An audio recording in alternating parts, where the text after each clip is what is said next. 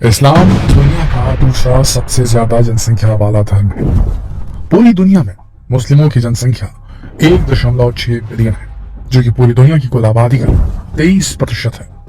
लेकिन जहां पूरी दुनिया में मुस्लिमों की आबादी बढ़ रही है, वहीं चीन एकमात्र ऐसा देश है जहां मुस्लिमों की आबादी लगातार घट रही है और यहाँ मुस्लिमों पर किए जाने वाले अत्याचार रिकॉर्ड तोड़ रहे हैं।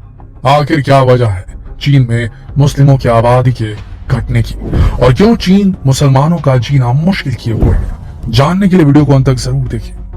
दोस्तों, चीन दुनिया का एकमात्र ऐसा देश है जहां मुस्लिमों की आबादी बढ़ने की जगह घट रही है, और जो मुस्लिम यहाँ हैं वो भी चीन छोड़कर भागना चाहते हैं। लेकिन चीन ने उन्हें कैद करके रखा है और उन पर बेइंतहा अत्याचार किए जा रहे हैं।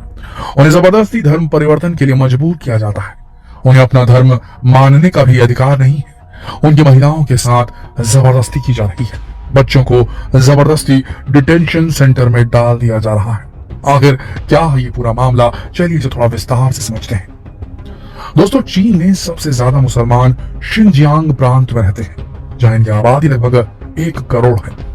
ये मुसलमान वहां कैदियों से भी बदतर जिंदगी जीने को मजबूर है। यहाँ के मुसलमान बिना सरकार की मर्जी के सांस भी नहीं ले सकते, और सरकार जब चाहे उनके साथ कुछ भी कर सकती है, यहाँ तक कि उनकी मस्जिदों को भी गिरा सकती है।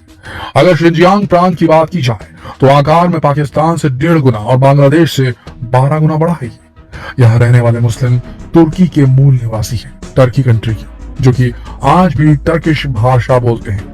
इन्हें उइगिर मुसलमान कहा जाता है, और इस जगह पर शिनजियांग में रहने वाली जो टोटल जनसंख्या है, वहां का 50% उइगिर मुसलमान है। इस राज्य की सीमाएं भारत समेत 8 देशों से मिलती है, जिसमें से कुछ देश इस्लामिक देश भी है। लेकिन इसके बावजूद भी इस राज्य के मुसलमानों की जिंदगी नरक से कम नहीं है। यहाँ तक कि उन्हें दाढ़ी रखने की इजाजत तक नहीं है। ना ही वो रमजान में रोजा रख सकते हैं, और ना ही अपनी इच्छा से बच्चे पैदा कर सकते हैं। महिलाओं का हाल तो और भी बुरा है। उन्हें बुर्का पहनने का अधिकार नहीं है, और हर पल उनकी इज्जत पर खतरा बना रहता है। मुस्लिम यहाँ अपने त्योहार भी नहीं मना सकते, और सरकार ने यहाँ की कई मस्जिदों को तोड़कर वहाँ पब्लिक टॉयलेट तक बना दी है। इससे ही पता चलता है कि चीन की सरकार मुस्लिमों से कितनी नफरत करती है। शिनजियांग प्रांत के लोगों के अनुसार अभी तक वहां की 70% से अधिक मस्जिदों को गिराया जा चुका है। इतने नहीं, अभी कुछ समय पहले ही चीन की सरकार ने 16वीं शताब्दी में बनाई गई अर्जना मस्जिद को भी गिरा दिया था, और इसकी जगह शराब और सिगरेट की दुकान खोल दी थी। और इसका कारण यह था कि इस्लाम में शराब और सिगरेट पीने पर पाबंदी है। एक ह्यूमन राइट रिपोर्ट के अनुसार शिनजियांग प्रांत में अभी तक 10 से 15 हजार मस्जिदों को तोड़ा जा चुका है। अब आप सोच रहे होंगे, आखिर चीन की सरकार मुस्लिम लोगों पर इतना अत्याचार क्यों कर रही है? आखिर इन लोगों ने चीन का क्या बिगाड़ा है? तो इसका सीधा सा उत्तर है, चीन इनकी पहचान मिटाना चाहता है। चीन इन्हें हान समाज का हिस्सा बनाना चाहता है। हान समाज चीन का जो ओरिजिनल समाज है, और इसके लिए वो साम दाम दंड भेद हर पैंतरा आजमाने के लिए तैयार है। असल में चीन में ज्यादातर आबादी हान समाज की है। चीन में जिस तरह हर प्रोडक्ट का चाइनीज वर्जन तैयार कर लिया जाता है, ठीक उसी तरह चीन की सरकार भी मुसलमानों का चाइनीज वर्जन तैयार करने पर तुली हुई है। जहां चीन की सरकार उन्हें जिनपिंग की वफादारी करना सिखा रही है, उनके दिमाग में धर्म की जगह कम्युनिस्ट विचारधारा भरी जा रही है। जो लोग उनकी बात नहीं मानते उन्हें जेल में भेज दिया जाता है। चीन ने अभी तक कुल 18 लाख से ज्यादा उइगिर मुसलमानों को जेल में डाल दिया है, और 10 लाख से ज्यादा उइगिर मुसलमानों को जबरदस्ती डिटेंशन सेंटर में रखा गया है। इन डिटेंशन सेंटर्स को चीन में री एजुकेशन कैंप भी कहा जाता है। यहाँ रखे गए मुसलमानों को फिजिकली और मेंटली टॉर्चर किया जाता है। दोस्तों, कुछ रिपोर्ट्स में इन सेंटर से ह्यूमन ट्रैफिकिंग और मानव अंग की तस्करी के केसेस भी सामने आए हैं। बच्चों को उनके माता पिता से अलग रखा जाता है, और उन्हें हान समाज की शिक्षा दी जाती है।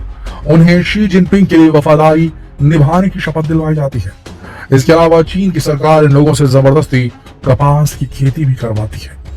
शिनजियांग प्रांत चीन का सबसे रेगिस्तानी इलाका है, और यहाँ पैदा होने वाला कपास पूरी दुनिया में एक्सपोर्ट किया जाता है। लेकिन जब यहाँ के मुसलमानों पर किए गए अत्याचारों की बात दुनिया के सामने आई, तो कई कॉटन मिल्स ने यहाँ पैदा होने वाले कॉटन को खरीदने से मना कर दिया। लेकिन आज भी एक बात जो बहुत खल रही है, वो ये कि चीन की सरकार यहाँ जो भी कर रही है वो किसी से भी छिपा नहीं है। लेकिन उसके बाद भी दुनिया का कोई भी देश इस बारे में कोई कदम उठाना तो दूर, आज तक कोई भी देश खुलकर बोलने को भी तैयार नहीं है। वहीं अगर बात की जाए तुर्की की, तो वो भी इस मामले में चुप्पी साधे हुए हैं। जबकि उइगर मुस्लिम वास्तविक रूप से तुर्की के ही निवासी हैं। लेकिन इसके बावजूद भी अगर चीन से बचकर कोई मुस्लिम तुर्की में शरण लेने की कोशिश करता है तो उसे चीन को वापस कर दिया जाता है। पाकिस्तान, अफगानिस्तान तो चीन के खिलाफ बोलने की हिम्मत तक नहीं कर सकते, क्योंकि वो तो चीन के एहसानों के बोझ तले दबे हुए हैं। ऐसे में उनसे तो मदद की कोई उम्मीद करना भी बेकार है। वहीं सऊदी अरब आज भले ही काफी ताकतवर और अमीर मुस्लिम मुल्क हो, लेकिन उसकी चीन के साथ बिजनेस रिलेशनशिप काफी स्ट्रॉन्ग है। चीन ने सऊदी अरब की राजधानी रियाद के साथ 5,20,00,000 करोड़ की डील साइन की हुई है। इसी तरह चीन ने ईरान में भी 29 लाख करोड़ का निवेश किया हुआ है। मलेशिया देश का बिजनेस भी काफी हद तक चीन पर निर्भर है। तुर्की चाहे तो भी चीन का विरोध नहीं कर सकता, क्योंकि वहां की डूबती अर्थव्यवस्था को संभालने के लिए उसे चीन के सहारे की जरूरत है। इस तरह लगभग सभी मुस्लिम देश चीन के एहसानों के बोझ तले दबे हुए हैं और किसी में भी चीन के खिलाफ मुंह खोलने की हिम्मत नहीं है। लेकिन अमेरिका और दूसरे देश भी इस मामले पर चुप्पी क्यों साधे हुए हैं, ये सोचने वाली बात है। यहाँ तक कि संयुक्त राष्ट्र ने भी अभी तक इस मामले में कोई ठोस कदम नहीं उठाया। साल 2017-2018 में जब रोहिंग्या मुसलमानों को म्यांमार से निकाल दिया गया था और उन पर अत्याचार किए गए, तो पूरी दुनिया में इसकी आलोचना हुई। दुनिया भर के बड़े संगठनों ने इसे रोहिंग्या मुसलमानों का नरसंहार माना और संयुक्त राष्ट्र ने भी कहा कि म्यांमार अपने देश में मुसलमानों का सफाया कर रहा है। लेकिन चीन में मुसलमानों पर हो रहे अत्याचार के विषय पर संयुक्त राष्ट्र ने चीन की आलोचना तक नहीं की।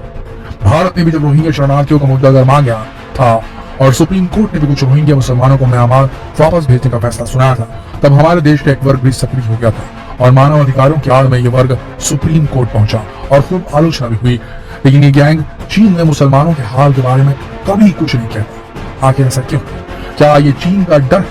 शायद हाँ, क्योंकि चीन से पंगा लेना मतलब अपना आर्थिक नुकसान करवाना और कोई भी देश ऐसा रिस्क नहीं लेना चाहता। तो दोस्तों, अब तो आप समझ गए होंगे कि क्यों मुसलमान चीन में बसना नहीं चाहते। लेकिन क्या आपको नहीं लगता कि चीन में मुसलमान के खिलाफ हो रहे अत्याचारों पर कोई आवाज नहीं उठाता? बाकी मुस्लिम देश गलत काम कर रहे हैं। कुल मिलाकर देखा जाए तो इससे साफ जाहिर होता है दोस्तों, चीन ने पूरी दुनिया को अपना गुलाम बनाना शुरू कर दिया है। चीन ने आर्थिक रूप से पूरी दुनिया में एक ऐसा ताना बाना कर लिया है कि लगभग समझ लीजिए कि जो छोटे देश हैं जिनकी अर्थव्यवस्था उतनी स्ट्रांग नहीं है, वो सब के सब चीन के फेरे में आ चुके हैं। श्रीलंका में क्या किया, बांग्लादेश का क्या हाल कर रहा है, पाकिस्तान का क्या हाल कर रहा है चीन कर्ज दे देकर, ये बात हम सबसे छिपी नहीं है। कुल मिलाकर देखा जाए तो चीन जो है पूरी दुनिया पर कब्जा करने के लिए अपने आर्थिक नेटवर्क का इस्तेमाल कर रहा है, उसके बाद जमकर शोषण करेगा वो पूरी दुनिया का, ऐसा प्रतीत होता है। आपका क्या मानना है? चीन किस तरफ कदम बढ़ा रहा है? क्या लगता है आपको? नीचे कमेंट में लिखकर जरूर बताएं और जितना हो सके ये सवाल दूसरे देशवासियों से पूछने के लिए इस वीडियो को शेयर करें, फेसबुक पर, व्हाट्सएप पर, यूट्यूब पर।